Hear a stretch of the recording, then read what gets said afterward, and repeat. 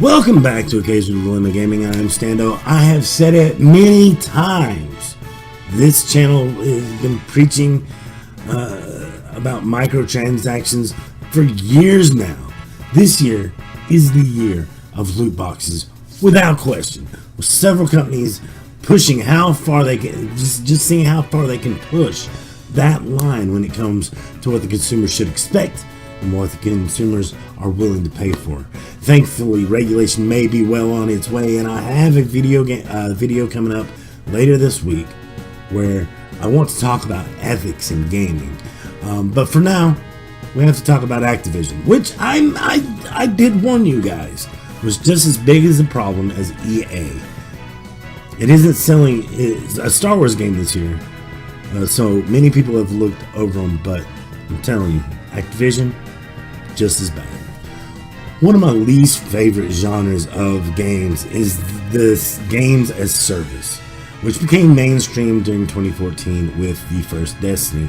I remember having a good time at first, admittedly, but found frustration by the time I finished the game because it felt incomplete and I had no more of an idea to what world I was really playing in compared to, well, when I first started. But what really set me off was doing a 10-hour raid known as the Glass House, only to receive an item that wasn't even usable by my character. Sure, it was legendary, but I was a hunter, and this was for a tank. A stupid tank. I spent 10 hours to achieve something that I couldn't use. I was also displeased to learn that even if you bought the season pass, you weren't guaranteed all the expansions for the game. And if you weren't playing the expansions, you'd be left behind entirely, as some of the updates that were part of the season pass were now gated off unless you bought the expansion. So I basically wasted my money. Frustration ensued. I broke my Destiny disc and vowed I would never, ever buy an Activision game again. Now let's talk about Destiny 2 because it's more the same. Turns out that the game already has an in-game problem where it says it's paying X amount of XP, but it actually is only a percentage of what it is telling you. Of course, Bungie's already addressed this and they say they're working on the problem. Yeah, because Bungie really listens to its fans. They're trying to just get ahead of this and walk it back before there's major backlash like Battlefront 2. Just putting that out there. Now, why would they do this? They want the players to be more inclined to buy the bright engrams by purchasing more silver points. Players are complaining because they want to reach that light level of 300 before the Curse of Osiris DLC came out. But guess what? The Curse of Osiris DLC, it's here now. And check this out. You can't get to the raised level cap unless you buy the expansion. Furthermore, the light level for the vanilla game has been lowered so that you are more inclined to pay for the expansion.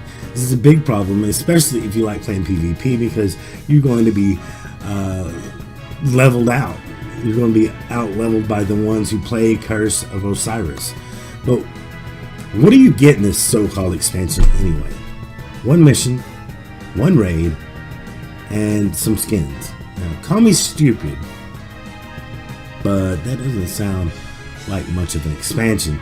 Needless to say, Destiny 2 is nothing more than a shit show, and players aren't happy with a huge drop-off in current players, as we see happening because a bunch are abandoning ship. I'm glad I stayed very far away from this model of gaming, and I doubt Anthem will do any better next year with EA's greedy hands in the mix. But why? Why are publishers hell-bent on screwing over their players? Like I said, I have an ethics video coming later this week where we will go over all of that, guys.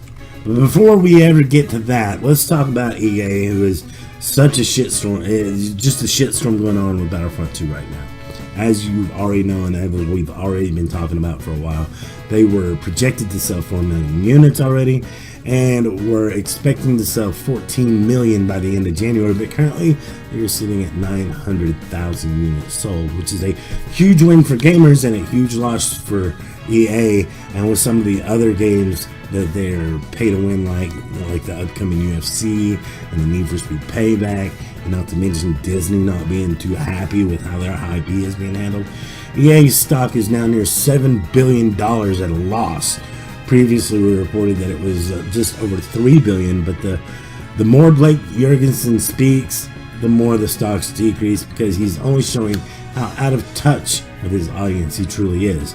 I mean, it's pretty bad when EA is the butt of several jokes at the Game Awards this year in 2017.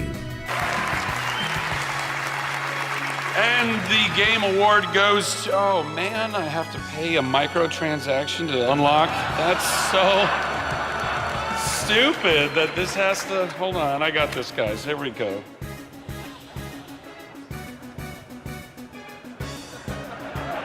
You know it's true. It's really stupid. The winner, Wolfenstein 2, the new Colossus. This is one hell of a year, with corporate greed hitting an all-time high and gamers taking a stance.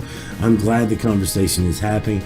I'm glad that regulation is on its way, as new legislation is trying to be passed by several lawmakers to make games containing randomized in-game purchases for adults only.